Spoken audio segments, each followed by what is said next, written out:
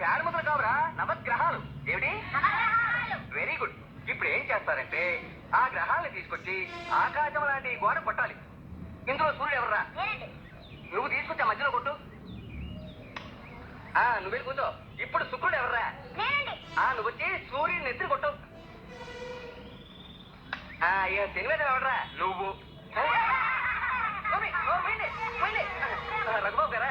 ఒరే పిల్లలు, ఎవరో తెలుసా? మన స్కూల్ బిల్డింగ్ కట్టించిన తాత తూపా శాసం గారు అబ్బాయి. లేట్ నమస్కారం పెట్టానమ్మా.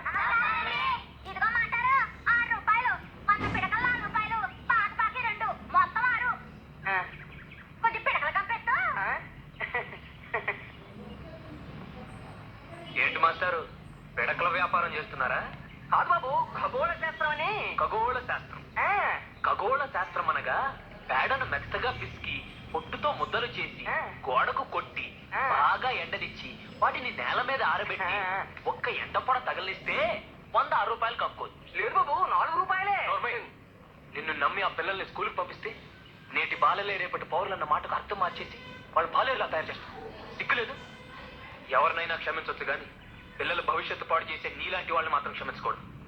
రేపటిలాగా స్కూల్ అంతా శుభ్రం చేసి పాఠాలు చెప్పావో సరే, లేకపోతే శాశ్వతంగా నువ్వు పేడ పిసుకోవాల్సి వస్తుంది.